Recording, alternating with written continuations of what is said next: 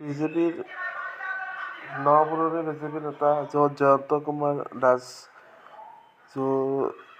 বিজেপিত আছিল তেওঁ আৰু দলীয় টিকেট নোপোৱাৰ তেওঁৰ ক্ষোভ উঠিছে আৰু সেই ক্ষোভ কৰি তেওঁ নতুন এটা দললৈ ৰাওনা হৈছে আৰু সেই দলটো হৈছে তৃণমূল কংগ্ৰেছ বিজেপি আৰু তেওঁ ইতিমধ্যে এই দলটোৰ হৈ নিৰ্বাচন খেলিব। আহকচোন তেওঁ কি কয় তাৰ বিষয়ে অলপ চাওঁ। বা কিছুমানে সেই দুই এজন 100জনৰ 2 এজনে কয় আপুনি টিকেট নাপালে এতিয়া বিৰোধিতা কৰিছে। সেই 2 এজনকহে কৈছোঁ, আপুনি মোৰ নিচিনা 35 বছৰ দিয়কচোন, আপুনি এবাৰ দি চাওকচোন 35 বছৰ দিন ৰাতি ঘৰ বাৰী বাদ দি এনে তাৰমানে গধূলি বহি কাৰোবাৰ পষ্টত যায় কমেণ্ট দিয়াটো ইজি, কিন্তু সেই মানুহজনে ছেক্ৰিফাইচটোক নিজৰ লগত মিলাই চোৱাটো ইমান ইজি নহয়তো।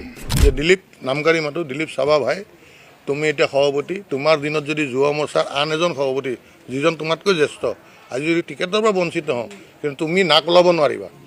সমগ্ৰ অসমৰ প্ৰতিটো চুকে কোণে থকা পুৰণা কৰ্মীসকলে কিন্তু তোমাক প্ৰশ্ন কৰিব, তোমাৰ নেতৃত্বৰ প্ৰতি এটা কুৱেশ্যন মাৰ্ক আহিব। আৰু সেইকাৰণে তুমি চাবা, এতিয়া মোৰ দুখটো মইতো টিকেট নাপালোৱে, কিন্তু মোৰ দুখটো এইটোও লাগিছে যে আন পুৰণা বিজেপিৰ সেইসকলো ধৰাশয়ী হৈ গ'ল। এইটো দলটোৰ কাৰণে শুভ লক্ষণ নহয় তাৰমানে। তো সেইকাৰণে ভাবিছিলোঁ যোৱা 5 বছৰৰ যেতিয়া মই প্ৰাৰ্থীৰ পৰা বঞ্চিত হ'লোঁ, তেতিয়াই মই মানুহৰ পদূলিয়ে পদূলিয়ে ঘৰে ঘৰে সম্পৰ্ক কৰা আৰম্ভ কৰিলোঁ। আৰু মই প্ৰত্যেক মোৰ বন্ধু হওক, মানুহ মানে জ্যেষ্ঠ হওক, যুৱ বন্ধু হওক, য'ত যেতিয়া যেনেকৈ পাওঁ ঘৰত গৈ পাওঁ, মই এটাই সুধিছিলোঁ যে এইবাৰো যদি মোক অৰ্থাৎ 2026তো যদি বঞ্চিত কৰে আপোনালোকে মোক কি বুলি ক'ব। তেতিয়া মোক সিংহভাগ ৰাইজ অৰ্থাৎ প্ৰায় 95% ওপৰ ৰাইজে মোক তেতিয়াৰ পৰাই কৈছে যদি আপোনাক প্ৰাৰ্থীটো নিদিয়ে তেতিয়াহ'লে আপুনি কিন্তু নিৰ্বাচন খেলিব লাগিব, কাৰণ আমি বহুত আশা কৰোঁ আপোনাক ভোট দিম, আপুনি আমাৰ বিধায়ক হ'ব। সেই দলতকৈ ওপৰত দেশ বুলি মোক সেই দলটোৱে মোক শিকাইছে।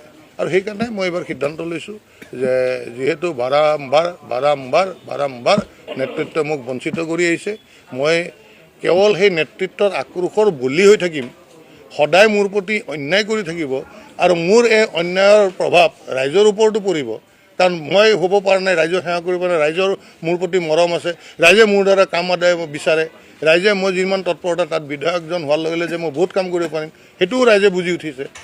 সেই অন্যায়টো ৰাইজৰ লগতো হোৱা যেন মই অনুভৱ কৰিলোঁ। আৰু সেইকাৰণে মই সিদ্ধান্ত লৈছোঁ, আৰু মোৰ যে সিদ্ধান্তটো ভুল নহয় তাৰ প্ৰমাণ যোৱা 3 দিন, অন্যটো নকওঁ, যোৱা 3 দিন এই যেতিয়া ৰভা সাজি মই আছোঁ, নমিনেশ্যনৰ ৰেডি কৰিছোঁ, মানুহ আহিয়ে আছে, হাজাৰ হাজাৰ মানুহ দিনটো, তাৰমানে ৰাতিপুৱাৰ পৰা গধূলিলৈ মানুহ আহি আছে। আৰু সেইকাৰণে মই ইতিমধ্যে গম পালোঁ যে মোৰ সিদ্ধান্ত শুদ্ধ। কালিলৈ DNAত কংগ্ৰেছ থকা বুলি কোৱা এজন ব্যক্তিক একেদিনাই আহি তেখেতে বিজেপিৰ প্ৰাৰ্থী হ'ব আৰু দিছপুৰৰ শিক্ষিত ৰাইজে তেওঁলোকক গ্ৰহণ কৰিব, এজন নিজৰ ঘৰৰ ল'ৰাক দলিয়াই দি পৰৰ এজনক আঁকোৱালি ল'ব, মই এইটো নাভাবোৱে। আৰু সেইটো যিটো নাভাবোঁ তাৰ ফল মই ইতিমধ্যে পাইছোঁ। মানে ৰাষ্ট্ৰীয় নেতৃত্ব হয়, মই তেখেতসকলক ধন্যবাদ জ্ঞাপন কৰিছোঁ যে তেওঁলোকে মোৰ প্ৰতি এটা সন্মান যাচিছে। আৰু দলটোৰ প্ৰতি মোৰ কোনো বেয়া বিৰূপ মোৰ ধাৰণা আজিও নাই। ভৱিষ্যতে যিটো দল ভাল পাইছোঁ, যিটো দল গঢ়িছোঁ, এইটো দলক বেয়া পাবও নোৱাৰোঁ। আৰু দলত থকা কিছু নেতৃত্বই লোৱা সিদ্ধান্তৰ আমি ভুক্তভোগী হ'ব পাৰোঁ, আৰু সেইটো কিন্তু দলটো কেতিয়াও বেয়া বুলি ক'ব নোৱাৰোঁ। দল কেতিয়াও বেয়া হ'ব নোৱাৰে, আমাৰ আদৰ্শগত দল আৰু অসমীয়াৰ স্বাৰ্থৰ লগত স্বাৰ্থৰ হৈ মাত মাতা এইটো আমাৰ দলটো, বিজেপিৰ দলটো। তেখেতসকলে অহাৰ কাৰণে মই ধন্যবাদ জ্ঞাপন কৰিছোঁ। কিন্তু মই তেখেতসকলে যি মোক প্ৰস্তাৱ দিছিল যে তুমি আহা দিল্লীৰ ৰাজনীতিলৈ আগবাঢ়া, মই তেখেতক হাতযোৰ কৰি কৈছোঁ যে বেয়া নাপাব যে মই সৰুৰ পৰাই মোৰ এটাই আছিল যে বিধানসভাৰ এজন সদস্য হয় নিজৰ অঞ্চলৰ আৰু অসমীয়া খিলঞ্জীয়া জাতি জনগোষ্ঠী বিভিন্ন ৰাইজৰে মাত মতা। যিহেতু সেইটো নহ'ল, সেইকাৰণে আৰু মোৰ কোনো আগ্ৰহ নাই যে মই দিল্লী যাম। মই এটা কথা কৈছিলোঁ যে যদি পাৰে মোক টিকেটটো দিয়ক, কাৰণ এনেকুৱা হিষ্ট্ৰী যোৱাবাৰৰো আছে যে এনেকুৱা প্ৰথমে ওলোৱা তালিকাৰ পিছত আকৌ সলনি হৈছে। এনেকুৱা ধৰণৰ পোৱাৰ পিছত তেখেতে জনাম বুলি কৈছিল, তেওঁ নজনালে, যিহেতু নজনালে তাৰপিছত মই সেইকাৰণে যোৱাকালি তেওঁ সন্ধিয়া মই যি চেয়াৰমেনৰ পষ্টটো দিছিল সেই পষ্টটোৰ পৰা মই যোৱাকালি মই পদত্যাগ কৰিছোঁ। আজি মই ইতিমধ্যে দুপৰীয়া মোৰ পদত্যাগ পত্ৰ মই পঠাইছিলোঁ ৰাজ্যিক কাৰ্যালয়লৈ। তেখেতসকলে ৰাজ্যিক সভাপতি মহোদয় নথকাৰ কাৰণে গ্ৰহণ নকৰিলে, আকৌ নিশা মাতিছে, মই এতিয়া আকৌ পঠাম সেইখন। মোৰ কথা হ'ল কি মই আগৰ পৰা এটা সন্দেহ কৰিছিলোঁ যে নেতৃত্বই মোক প্ৰাৰ্থীৰ পৰা বঞ্চিত কৰিব পাৰে, যিহেতু 3টা টাৰ্ম অৰ্থাৎ 15 বছৰ দিম ছাৰ্ভেত মই সদায় 1 নম্বৰত, প্ৰত্যেকবাৰে ছাৰ্ভেত 1 নম্বৰত, অৰ্থাৎ ছাৰ্ভেত 1 নম্বৰত মানে কি দিছপুৰৰ ৰাইজে যোৱা 15টা বছৰ মোৰ সমৰ্থনত মন্তব্য দি আহিছে, যি মন্তব্যৰ কাৰণে মই সদায় ছাৰ্ভেত সদায় 1 নম্বৰত আছোঁ। তো সেইকাৰণে ভাবিছিলোঁ যোৱা 5 বছৰৰ যেতিয়া মই প্ৰাৰ্থীৰ পৰা বঞ্চিত হ'লোঁ তেতিয়াই মই মানুহৰ পদূলিয়ে ঘৰে সম্পৰ্ক কৰা আৰম্ভ কৰিলোঁ। আৰু মই প্ৰত্যেক মোৰ বন্ধু হওক, মানুহ মানে জ্যেষ্ঠ হওক, যুৱ বন্ধু হওক, য'ত যেতিয়া যেনেকৈ পাওঁ ঘৰত গৈ পাওঁ, মই এটাই সুধিছিলোঁ যে এইবাৰো যদি মোক অৰ্থাৎ 2026তো যদি বঞ্চিত কৰে আপোনালোকে মোক কি বুলি ক'ব। তেতিয়া মোক সিংহভাগ ৰাইজ অৰ্থাৎ প্ৰায় 95% ওপৰ ৰাইজে মোক তেতিয়াৰ পৰাই কৈছে যদি আপোনাক প্ৰাৰ্থীটো নিদিয়ে তেতিয়াহ'লে আপুনি কিন্তু নিৰ্বাচন খেলিব লাগিব, কাৰণ আমি বহুত আশা কৰোঁ আপোনাক ভোট দিম, আপুনি আমাৰ বিধায়ক হ'ব, কাৰণ আপুনি বিনা বিধায়ক মানে বিধায়ক নোহোৱাকৈ সদায় আপুনি আমাৰ মাজত যেতিয়াই আপোনাৰ প্ৰয়োজন হয় এজন আমাৰ সুখ দুখত আপুনি আছে। আৰু তেওঁলোকে নিজেই কয় যে আপুনি ক'ভিড সেই চিটুৱেশ্যনত নিজৰ জীৱন তুচ্ছ কৰি মাস্ক লগাই সেই মেডিচিন আমাৰ চাউল দালি আমাৰ এই অঞ্চলত বিলাইছিল। পূৰা 1-1.5 বছৰ সময় আমি আপোনাৰ পাইছিলোঁ। এভিকশ্যনৰ সময়ত এই তাৰে অঞ্চলৰ মানুহখিনিয়ে বৃহৎ অঞ্চলৰ যি 350 ঘৰ টাৰ্গেটেড আছিল আৰু তাৰে 170 ঘৰ ভঙাৰ পিছত মই গৈ যেতিয়া তৎপৰতাৰে তেতিয়াৰ মুখ্যমন্ত্ৰী সৰ্বানন্দ সোণোৱাল ডাঙৰীয়াৰ লগত ৰাইজক যোগাযোগ কৰাইছিলোঁ, বাকীখিনি বাচি গ'ল। সেই কথাবিলাক তেওঁলোকৰ মনত আছে। ইণ্টাৰ ষ্টেটৰ প্ৰব্লেমৰ সদায় যেতিয়াই মেঘালয়ৰ পৰা এটেক হয় তেতিয়াই মই তেওঁলোকৰ ওচৰত বিপদে থিয় হওঁ। তো সেই কথাখিনিৰ পিছত তেতিয়াৰ পৰাই মই সিদ্ধান্ত লৈছিলোঁ যিহেতু মোৰ লগত ৰাইজ আছে আৰু যিটো দলে মোক শিকাইছে যে ব্যক্তিতকৈ ওপৰত দল, দলতকৈ ওপৰত দেশ, সেই দলতকৈ ওপৰত দেশ বুলি মোক সেই দলটোৱে মোক শিকাইছে।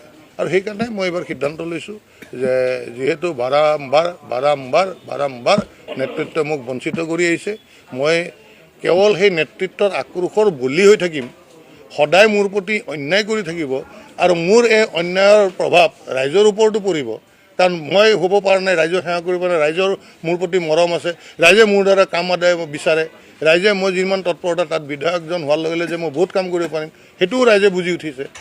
সেই অন্যায়টো ৰাইজৰ লগতো হোৱা যেন মই অনুভৱ কৰিলোঁ। আৰু সেইকাৰণে মই সিদ্ধান্ত লৈছোঁ।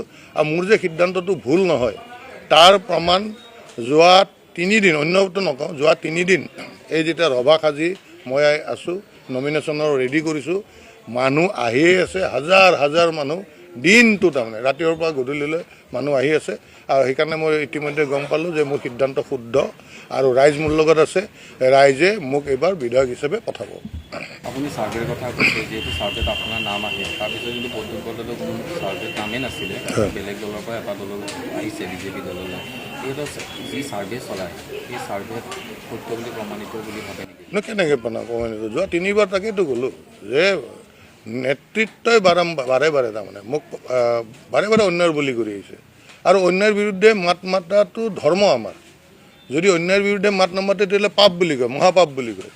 এতিয়া মই 100 জনৰ কোনোবা 2-3জন বা কোনোবা ফেক একাউণ্টৰ মোৰ বিৰুদ্ধে কোৱাটোক মই গুৰুত্ব দিম নে এনেকুৱাই যি সুশৰীৰে ইয়াত আহি থকা হাজাৰ মানুহৰ কথা গুৰুত্ব দিম? বা কিছুমানে সেই 100 জনৰ 2-এজনে কয় আপুনি টিকেট নাপালে এতিয়া বিৰোধিতা কৰিছে। সেই 2-এজনকহে কৈছোঁ, আপুনি মোৰ নিচিনা 35 বছৰ দিয়কচোন, আপুনি এবাৰ দি চাওকচোন 35 বছৰ দিন ৰাতি ঘৰ বাৰী বাদ দি। এনে তাৰমানে গধূলি বহি কাৰোবাৰ পষ্টত যায় কমেণ্ট দিয়াটো ইজি, কিন্তু সেই মানুহজনে ছেক্ৰিফাইচটোক নিজৰ লগত মিলাই চোৱাটো ইমান ইজি নহয়তো। তো সেইকাৰণে মই দেখিলোঁ য'ত 99% ৰাইজ এক চাইডে আছে, তো মই ৰাইজৰ লগত আছোঁ।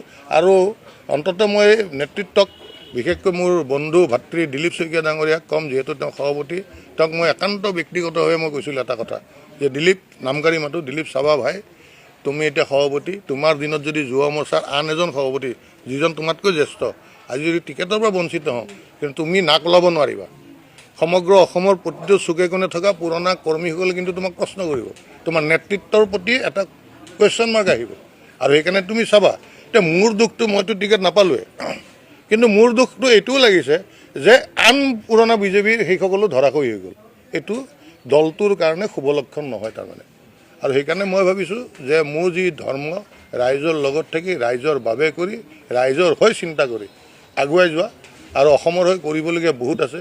যেতিয়ালৈ দেহ মন সতেজ হৈ আছে তেতিয়ালৈ নিশ্চিতভাৱে ৰাইজৰ হৈ কাম কৰিম আৰু এইবাৰ ৰাইজে মোক আগুৱাই দিব মই 100% নিশ্চিত আৰু দিছপুৰৰ ৰাইজ আঁচনিৰ পিছত দৌৰা ৰাইজ নহয় শিক্ষিত দিছপুৰীয়া ৰাইজ কোনো ধৰণৰ এনেকুৱা ধৰণৰ কালিলৈ DNAত কংগ্ৰেছ থকা বুলি কোৱা এজন ব্যক্তিক একেদিনাই আহি তেখেতে বিজেপিৰ প্ৰাৰ্থী হ'ব আৰু দিছপুৰৰ শিক্ষিত ৰাইজে তেওঁলোকক গ্ৰহণ কৰিব এজন নিজৰ ঘৰৰ ল'ৰাক দলিয়াই দি পৰৰ এজনক আকোৱালি ল'ব মই এইটো নাভাবোৱে আৰু সেইটো যিটো নাভাবোঁ তাৰ ফল মই ইতিমধ্যে পাইছোঁ আৰু মই এনেকুৱা মানুহ পাইছোঁ য'ত আপুনি ৰাইজক দেখিছে